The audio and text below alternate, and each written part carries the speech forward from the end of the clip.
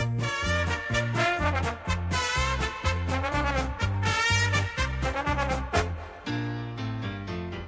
are Geelong, the greatest team of all. We are Geelong, we're always on the ball. We play the game as it should be played. It's a great pleasure to introduce a very good friend and good mate. Good morning, Ron Hosking. Good morning, Eric. How are you? Very well, thank you. Great to have you along, and let's hear a little bit about the Ron Hosking story. I know, well, how did you come to get to Geelong in the first place? I understand you had a brother here. Yeah, my older brother Bill was here in 1960-61, might have been 61-62, and I came down and used to watch him in the practice matches. Actually played a couple of practice matches in the under-19s and in the reserves when, in those days when we used to play against each other in 1962, I think, because they were short. And then I went back to Lismore. We always had the farm. Went back to Lismore and ended up in 1962 playing with Camperdown. And the then president of Geelong in Leo O'Brien, his brother Brian, I think it was Brian, lived in Camperdown, and yeah, he saw me play a couple of times. So Leo came up, and that's how I came to be at Geelong. And of course, history tells us that in '63 we were together in the reserves premiership. I left, you continued on, played in another premiership in '64 with the reserves. Yeah, we had some great times in the reserves in '63, '64. In fact, those early '60s when Neil Tresize was coaching, I think were very successful, and we were lucky. I think we were lucky in those days that Bob and Leo went all over Australia trying to recruit players, and they did recruit players. There was a lot of us come that are around about the same age and grew up probably through the reserves. And in those days they gave you a couple of years to see whether you were any good.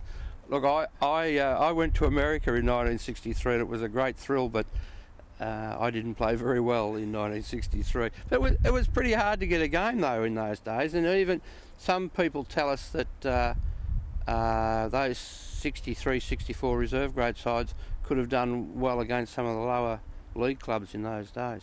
Yes, well, the story that the seniors deny that in a practice game during the finals in '63, the seconds beat the first, didn't they? That's exactly right.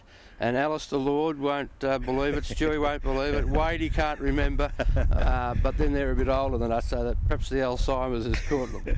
Absolutely. You finally broke in, actually played your first game in '64 and established yourself as a half-back flanker, back pocket player through a number of years. Played, 60, 70 games.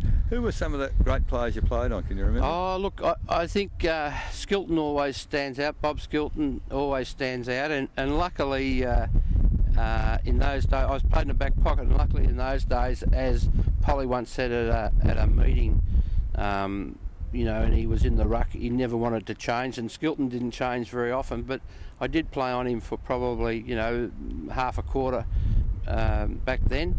And the other fellow was Des Tuddenham, who was pretty strong and pretty tough. So yeah, there were some good players. Another fellow from Melbourne that played very well, I remember once, was that Barry Vagg that played there, and you know, they were good. There were some good footballers played back then. Amazingly enough, Barry Vagg could have and should have played for Geelong.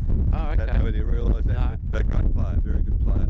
Ron, an amazing stat you were telling me before we came on here, that through your playing career, you still lived at home on the farm.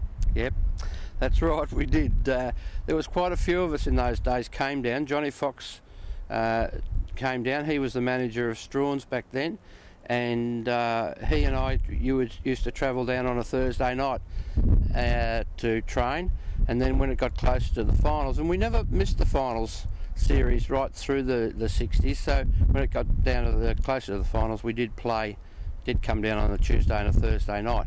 But it was, yeah, it was a lot of travelling. In fact, I never played a home game, I suppose. I was always on the road travelling somewhere. So. And the amazing part of that, Ron, is that with what we would deem in this day and age limited training, we had success at the footy club, or some success.